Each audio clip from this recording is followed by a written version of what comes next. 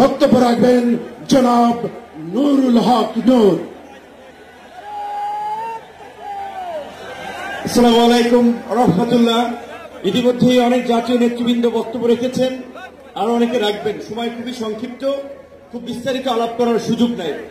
আজকের এই সমাবেশের জন্য ইসলামী আন্দোলন বাংলাদেশের নেতৃবৃন্দকে ধন্যবাদ জানাই।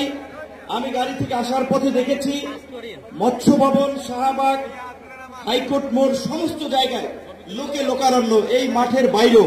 কাজে মাঠে যারা আছেন, মাঠের মধ্যেই লোকে সীমাবদ্ধ, এটা না, চতুর্দিকে লোকে লোকারণ্য।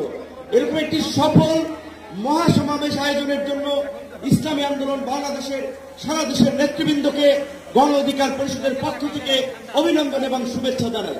অভিনন্দন এবং শুভেচ্ছা জানাই ইসলামী আন্দোলনের পীর সাহেবকে এবং তার সাথে অন্যান্য সিনিয়র নেতৃবৃন্দকে, যারা আজকের ইসলামী আন্দোলনের এই সমাবেশে বাংলাদেশের প্রায় সকল মত পথের রাজনৈতিক দলের নেতৃবৃন্দকে এই মঞ্চে একত্রিত করেছেন। এবং আজকের এই সমাবেশ অত্যন্ত সময়োপযোগী এবং কার্যকর বিষয়ের উপরে ভিত্তি করে নির্ধারণ করা হয়েছে। আপনারা জানেন, বাংলাদেশের 24-এর গণ অভ্যুত্থান পরবর্তী রাষ্ট্র সংস্কারের যে জন আকাঙ্ক্ষা তৈরি হয়েছে, শাসনতান্ত্রিক ব্যবস্থার পরিবর্তনের যে রাজনৈতিক এবং জন আকাঙ্ক্ষা তৈরি হয়েছে, সেই আনুপাতিক হারে নির্বাচনের দাবিতে আজকে বোধহয় কয়েকটি দল ব্যতীত সব দলই কিন্তু এই মঞ্চে ইতিমধ্যে হাজির হয়ে এই সংখ্যানুপাতিক নির্বাচনের পক্ষে তাদের দলীয় সমর্থন ব্যক্ত করেছে। আমরা পরিষ্কারভাবেই সংস্কার কমিশনকে বলতে চাই, সমাবেশ শুধু একটা দলের দেখেছেন, সবেমাত্র শুরু হয়েছে। ইসলামী আন্দোলন আজকে করেছে, 19 তারিখ জামাত করবে, তারপরে গণ অধিকার পরিষদ করবে। রাষ্ট্র সংস্কার এবং জন আকাঙ্ক্ষার বাস্তবায়নে সমস্ত রাজনৈতিক দলগুলো জনসমাবেশের মাধ্যমে এই সরকারকে তাদের সমর্থন দেখিয়ে দেবে। তাই আমরা বলতে চাই, কোন দু একটি দলের উপরে ভিত্তি করে, দু একটি দলের কথায় সংস্কারের নকশায় পরিবর্তন আনা যাবে না।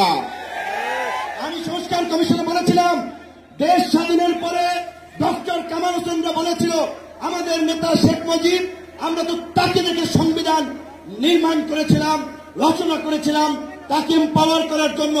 আজকে সংস্কার কমিশনকে বারবার আমরা বলতে চাই, দু একটি দলকে প্রাধান্য দিয়ে বেশিরভাগ জনগণের আকাঙ্ক্ষার বিপরীতে গিয়ে কোন সিদ্ধান্ত বাস্তবায়নের দুঃসাহস দেখাবেন না।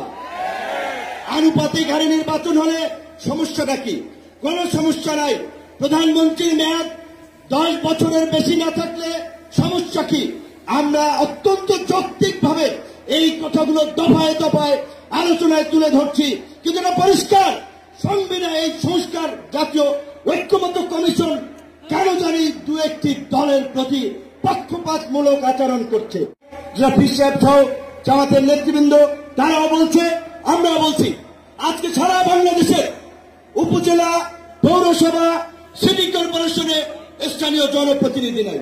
কাজেই এই সরকারের আমলে যেমনি ভাবে জাতীয় নির্বাচন হবে, একই সাথে অনতি বিলম্বে আমরা স্থানীয় নির্বাচন আয়োজনেরও দাবি জানাচ্ছি।